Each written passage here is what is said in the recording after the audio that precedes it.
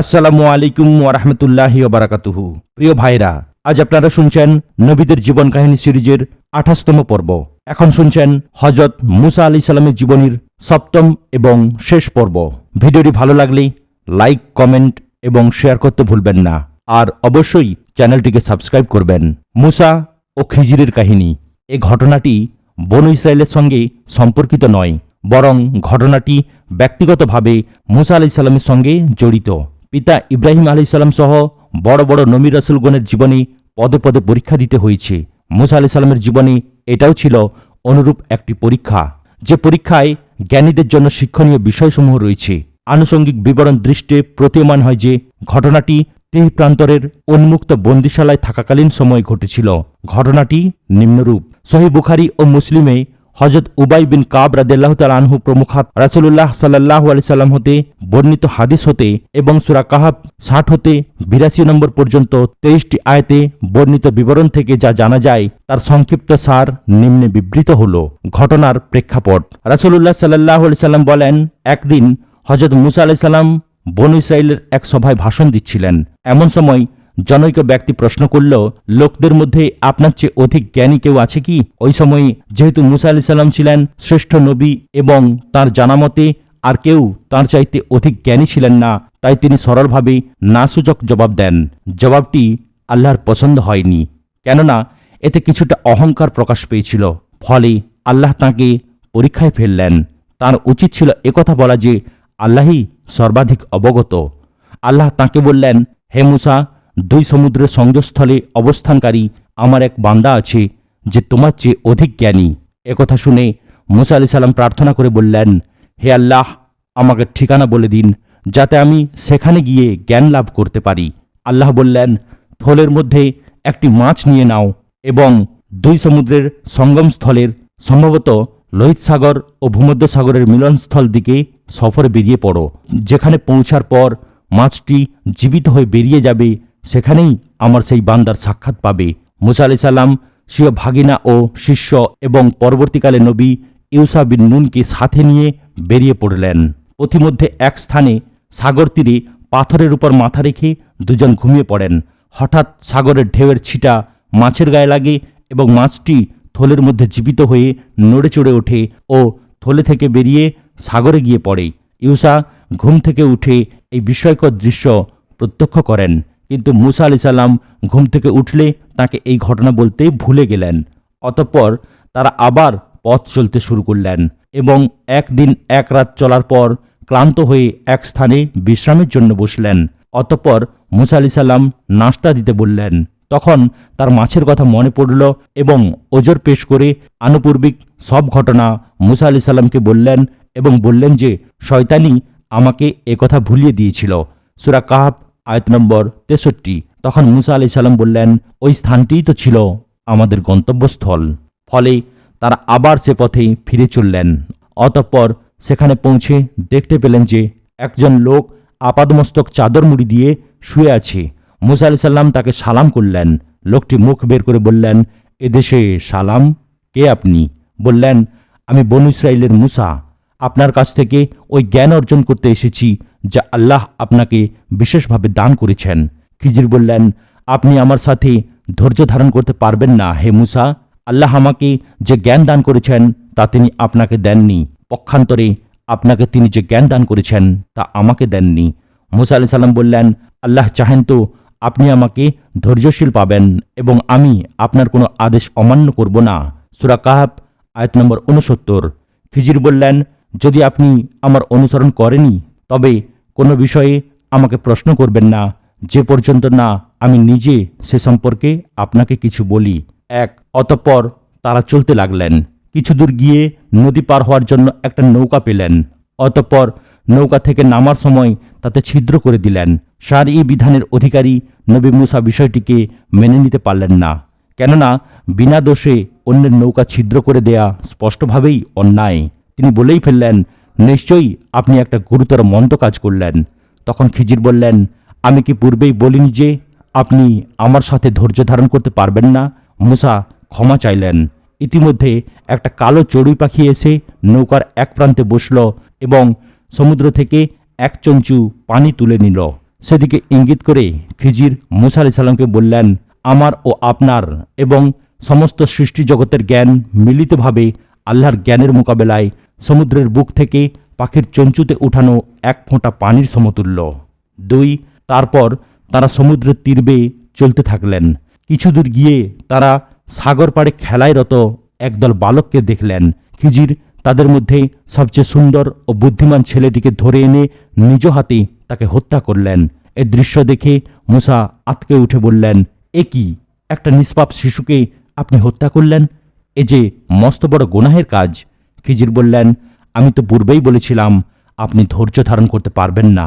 মুসা আবার ক্ষমা চাইলেন এবং বললেন, এরপর যদি আমি কোনো প্রশ্ন করি তাহলে আপনি আমাকে আর সাথে রাখবেন না। সূরা কাহফ আয়াত নম্বর 75। 3 অতঃপর তারা চলতে লাগলেন। অবশেষে যখন একটি জনপদে পৌঁছলেন তখন তাদের কাছে খাবার চাইলেন, কিন্তু তারা তাদের আতিথেয়তা করতে অস্বীকার করল। অতঃপর তারা সেখানে একটি পতনোন্মুখ প্রাচীর দেখতে পেয়ে সেটাকে সোজা করে দাঁড় করিয়ে দিলেন। তখন মুসা বললেন, আপনি ইচ্ছা করলে তাদের কাছ থেকে এর বিনিময়ে পারিশ্রমিক নিতে পারতেন। খিজির বললেন, এখানেই আমার ও আপনার মধ্যে সম্পর্কচ্ছেদ হলো।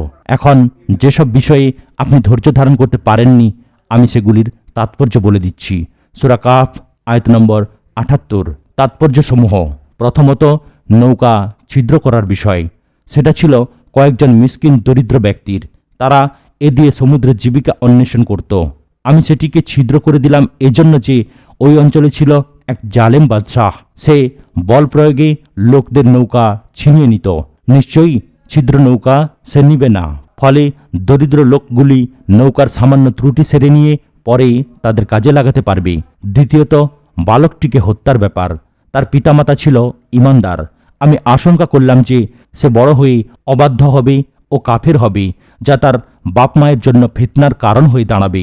তাই আমি চাইলাম যে দয়ালু আল্লাহ তার পিতামাতাকে এর বদলে উত্তম সন্তান দান করুন, যে হবে সৎকর্মশীল ও বিশুদ্ধ চরিত্রের অধিকারী, যে তার পিতামাতাকে শান্তি দান করবে।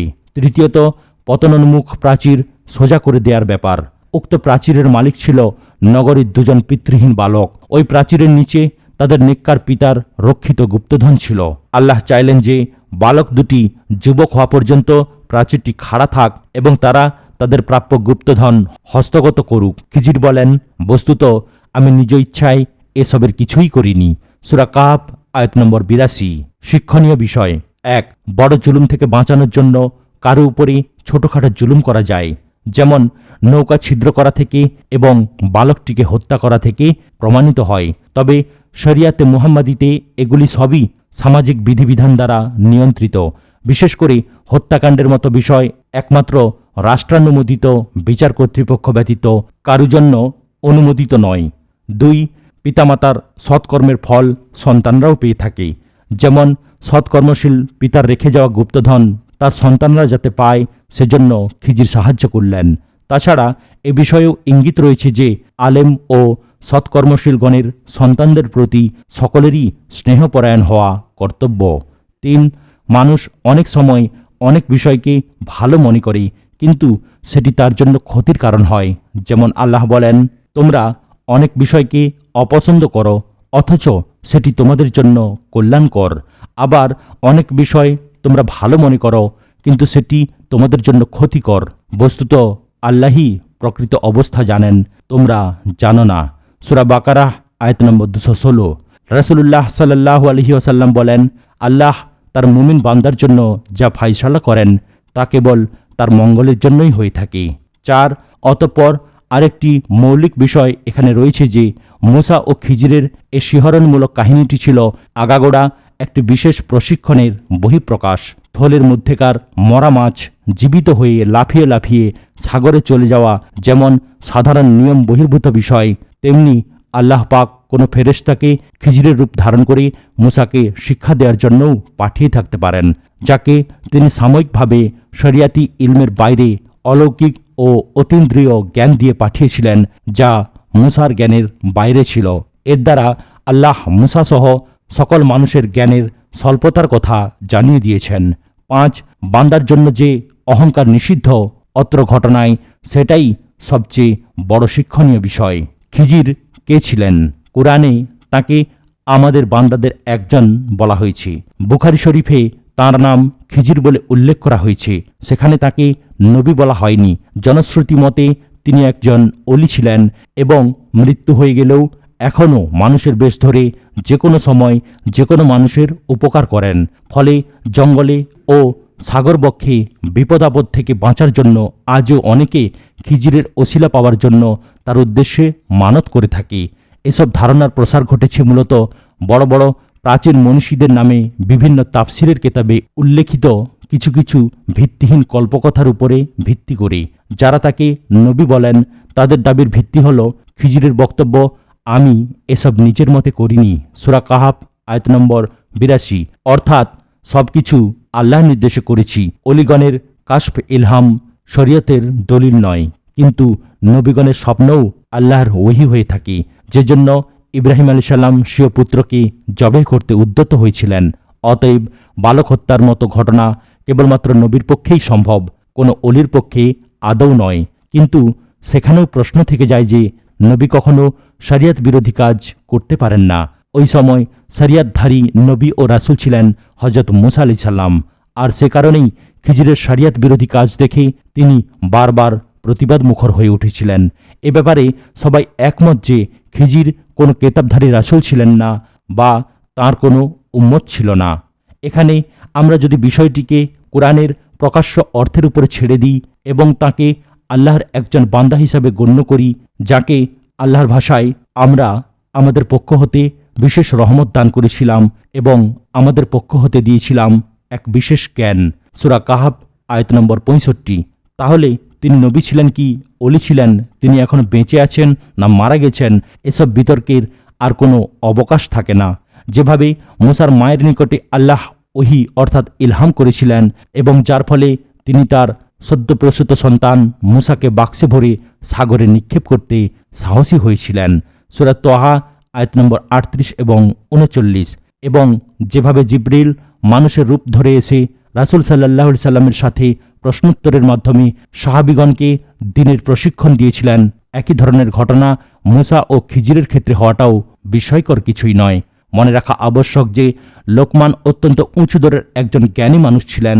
তাঁর জ্ঞানপূর্ণ উপদেশসমূহ কুরআনে বর্ণিত হয়েছে এবং তার নামে একটি সূরা নাজিল হয়েছে, কিন্তু তিনি নবী ছিলেন না। লোকমানকে আল্লাহ যেমন বিশেষ হিকমত দান করেছিলেন, সূরা লোকমান আয়াত নম্বর 12, খিজিরকেও তেমনি বিশেষ ইলম দান করেছিলেন। সূরা কাহাফ আয়াত নম্বর 65। এটা বিচিত্র কিছু নয়। সংশয় নিরসন 1। মূসা আলাইহিস সালামের সিন্দুক ও নবীগণের ছবি। সূরা বাকারাহ 248 নম্বর আয়াত। তাদের নবী অর্থাৎ স্যামুয়েল তাদেরকে বললেন, তালুতের রাজা হওয়ার নিদর্শন এই যে তোমাদের নিকটে সেই তাবুত অর্থাৎ সিন্দুক আসবে। এখানে তাবুতের ব্যাখ্যায় তাফসির জালালাইনে বলা হয়েছে সেই সিন্দুক যা আল্লাহ আদম আলাইহিস সালামের উপরে নাজিল করেন এবং যার মধ্যে রয়েছে নবীদের ছবিসমূহ। তাফসির কাশফে বলা হয়েছে উক্ত তাবুত হল একটি মূর্তি যার মধ্যে জবরজদ ও ইয়াকুত মণিমুক্তা সমূহ রয়েছে। উক্ত তাবুতের মাথা ও লেজ মদ্দা বিড়ালের মাথা ও লেজের ন্যায়, যার দুটি ডানা রয়েছে। তাফসির বাইজাবিতে বলা হয়েছে তাতে নবীগণের ছবি রয়েছে আদম আলাইহিস সালাম থেকে মুহাম্মদ সাল্লাল্লাহু আলাইহি সাল্লাম পর্যন্ত। ইসলামিক ফাউন্ডেশন বাংলাদেশ প্রকাশিত বঙ্গানুবাদ কুরআন শরীফে পৃষ্ঠা 63 টিকা 170 নম্বরে বলা হয়েছে বিধর্মীদের বিরুদ্ধে যুদ্ধ পরিচালনাকালে হযরত মূসা আলাইহিস সালাম ইহা সম্মুখে স্থাপন করিতেন। উপরে বর্ণিত কোনো ব্যাখ্যাই কুরআন ও হাদিস সম্মত নয়, বরং প্রকৃত কথা এই যে এটি হল আল্লাহর হুকুম মোতাবেক মূসা আলাইহিস সালামের তৈরি সেই সিন্দুক যার মধ্যে তার লাঠি, তাওরাত এবং তার ও হারুন আলাইহিস সালামের পরিত্যক্ত অন্যান্য পবিত্র বস্তুসমূহ সংরক্ষিত ছিল। বনু ইসরাইলগণ এটিকে বরকত হিসাবে ও বিজয়ের নিদর্শন হিসাবে মনে করত। 2। তাওরাতের পৃষ্ঠাসমূহ। সূরা আরাফ আয়াত নম্বর 145। আমরা তার জন্য অর্থাৎ মূসার জন্য ফলকে অর্থাৎ তাওরাতে পৃষ্ঠাসমূহে সকল বিষয়ে উপদেশ ও স্পষ্ট ব্যাখ্যাসমূহ লিখে দিয়েছি। এর ব্যাখ্যায় তাফসিরে জালালাইনে বলা হয়েছে অর্থাৎ তাওরাতের ফলকসমূহ যা ছিল জান্নাতের পত্রসমূহ বা জবরজাদ অথবা জুমরুদ, যা ছিল 7টি অথবা 10টি। অথচ এসব কথার কোনো ভিত্তি নেই। ওই ফলকগুলির সংখ্যা কত ছিল, কি দিয়ে তৈরি ছিল, কতটুকু তার দৈর্ঘ্যপ্রস্থ ছিল, কি দিয়ে ও কিভাবে সেখানে লেখা ছিল, এগুলি বিষয় জানা বা তার উপরে ঈমান আনার কোনো বাধ্যবাধকতা আমাদের উপরে নেই। কুরআন হাদিস এ বিষয়ে চুপ রয়েছে, আমরাও এ বিষয়ে চুপ থাকব। বস্তুত এগুলি স্রেফ ইসরায়েলি কল্পকাহিনী মাত্র। মূসা ও ফেরাউনের কাহিনীতে শিক্ষণীয় বিষয়সমূহ: 1. আল্লাহ জালেম শাসক ও ব্যক্তিদেরকে নির্দিষ্ট সময় পর্যন্ত অবকাশ দিয়ে থাকেন, কিন্তু তারা সংশোধিত না হলে সরাসরি আসমানি বা জমিনি গজব প্রেরণ করেন অথবা অন্য কোনো মানুষকে দিয়ে তাকে শাস্তি দেন ও জুলুম প্রতিরোধ করেন। যেমন আল্লাহ উদ্ধত ফেরাউনের কাছে প্রথমে মূসাকে পাঠান, 20 বছরের বেশি সময় ধরে তাকে উপদেশ দেওয়ার পরেও এবং নানাবিধ গজব পাঠিয়েও তার ঔদ্ধত্য দমিত না হওয়ায় অবশেষে সাগরডুবির গজব পাঠিয়ে আল্লাহ তাদেরকে সমূলে উৎখাত করেন। 2. দুনিয়াদার সমাজ নেতারা সর্বদা জালেম শাসকদের সহযোগী থাকে, পক্ষান্তরে মজলুম দিনদার ব্যক্তিগণ সর্বদা দিনদার সমাজ সংস্কারক নেতৃত্বের মুখাপেক্ষী থাকে। 3. দুনিয়ালোভী আন্দোলন নিজেকে অপদস্থ ও সমাজকে ধ্বংস করে, পক্ষান্তরে আখেরাত পিয়াসী আন্দোলন নিজেকে সম্মানিত ও সমাজকে উন্নত করে। যেমন দুনিয়াদার শাসক ফেরাউন নিজেকে ও নিজের সমাজকে ধ্বংস করেছে এবং নিজে এমনভাবে অপদস্থ হয়েছে যে তার নামে কেউ নিজ সন্তানের নাম পর্যন্ত রাখতে চায় না। পক্ষান্তরে মূসা আলাইহিস সালামের দ্বীনি আন্দোলন তাকে ও তার ঈমানদার সাথীদেরকে বিশ্বমাঝে স্থায়ী সম্মান দান করেছে। 4. দুনিয়াতে জালেম ও মজলুম উভয়েরই পরীক্ষা হয়ে থাকে। জালেম তার জুলুমের চরম সীমায় পৌঁছে গেলে তাকে ধ্বংস করা হয়। অনুরূপভাবে মজলুম সর্বাবস্থায় আল্লাহর উপরে ভরসা করলে নির্দিষ্ট সময়ে তাকে সাহায্য করা হয়, অধিকন্তু পরকালে সে জান্নাত লাভে ধন্য হয়। 5. দিনদার সংস্কারককে সর্বদা আল্লাহর সাহায্যের উপরে নির্ভরশীল থাকতে হয় এবং কথায় ও আচরণে সামান্যতম অহংকার প্রকাশ করা হতে বিরত থাকতে হয়। মূসা ও খিজিরের ঘটনায় আল্লাহ এ প্রশিক্ষণ দিয়ে সবাইকে সে কথা বুঝিয়ে দিয়েছেন। 6. ওহির বিধানের অবাধ্যতা করলে আল্লাহর রহমতপ্রাপ্ত জাতীয় চিরস্থায়ী গজবের শিকার হতে পারে। বনু ইসরায়েলগণ তার জলজ্যান্ত প্রমাণ। নবীগণের শিক্ষার বিরোধিতা করায় তাদের উপর থেকে আল্লাহর রহমত উঠে যায় এবং তারা চিরস্থায়ী গজব ও লাঞ্ছনার শিকার হয়। ব্যক্তির ক্ষেত্রেও এটি একইভাবে প্রযোজ্য। ইসরায়েলি দরবেশ আলেম বালআম বাউরার ঘটনা এর প্রকৃষ্ট প্রমাণ। 7. জিহাদ বিমুখ জাতি কখনোই সম্মান ও মর্যাদা নিয়ে দুনিয়ায় বাঁচতে পারে না, আর সে কারণেই মিশরীয় জনগণের 10 হতে 20% হওয়া সত্ত্বেও বনু ইসরায়েলগণকে রাতের অন্ধকারে সে দেশ ছেড়ে পালিয়ে আসতে হয়। অতঃপর জিহাদে অস্বীকৃতি জ্ঞাপন করায় তারা তাদের পিতৃভূমি বাইতুল মুকাদ্দাস অধিকারে ব্যর্থ হয়, যার শাস্তিস্বরূপ দীর্ঘ 40 বছর যাবৎ তিহ প্রান্তরের উন্মুক্ত কারাগারে তারা বন্দিত্ব বরণে বাধ্য হয়। অবশেষে নবী ইউসার নেতৃত্বে জিহাদ করেই তাদের পিতৃভূমি দখল করতে হয়। 8. সংস্কারককে জাতির নিকট থেকে লাঞ্ছনা ভোগ করতে হয়। দুনিয়ায় তার নিঃস্বার্থ সঙ্গী হাতে গোনা কিছু লোক হয়ে থাকে, তাকে স্রেফ আল্লাহর উপরে ভরসা করেই চলতে হয়। বিনিময়ে তিনি আখেরাতে পুরস্কৃত হন ও পরবর্তী বংশধরের নিকটে যুগ যুগ ধরে প্রেরণার উৎস হয়ে থাকেন। যেমন মূসার প্রকৃত সাথী ছিলেন তার ভাই হারুন ও ভাগিনা ইউশা বিন নুন, বাকি অধিকাংশ ছিল তাকে কষ্টদানকারী ও স্বার্থপর সাথী। মূসা আলাইহিস সালাম তাই দুঃখ করে তার কওমকে বলেন, কেন তোমরা আমাকে কষ্ট দাও, অথচ তোমরা জানো যে আমি তোমাদের নিকটে আল্লাহর প্রেরিত রাসূল। সূরা সফ আয়াত নম্বর 5। উপসংহার: মূসা ও হারুন আলাইহিস সালামের দীর্ঘ কাহিনীর মাধ্যমে নবীদের কাহিনীর একটা বিরাট অংশ সমাপ্ত হল। হারুন ও মূসার জীবনীতে ব্যক্তি মূসা ও গোষ্ঠী বনু ইসরায়েলের উত্থান পতনের যে ঘটনাবলী বিবৃত হয়েছে তা রীতিমতো বিস্ময়কর ও শিহরণমূলক। একই সাথে তা মানবীয় চরিত্রের তিক্ত ও মধুর নানাবিধ বাস্তবতায় মুখর। সমাজ সংস্কারক ও সমাজ সচেতন যে কোনো পাঠকের জন্য এ কাহিনী হবে খুবই শিক্ষণীয় ও তাৎপর্যমণ্ডিত। এক্ষণে আমাদের উচিত হবে এর আলোকে সমাজ সংস্কারে ব্রতী হওয়া এবং গভীর ধৈর্যের সাথে আমাদের স্ব পরিবার, সমাজ ও জাতিকে ওহির বিধানের আলোকে গড়ে তোলা। আল্লাহ আমাদের সুপথ প্রদর্শন করুন। আমিন। আজ এখানেই সমাপ্ত হলো। ভিডিওর পরবর্তী অংশ অর্থাৎ হজরত ইউনুস আলাইহিসসালামের জীবনী শুনতে গেলে চ্যানেলটিকে সাবস্ক্রাইব করুন, লাইক, কমেন্ট এবং শেয়ার করতেও ভুলবেন না। আসসালামু আলাইকুম ওয়া রাহমাতুল্লাহি ওয়া বারাকাতুহু।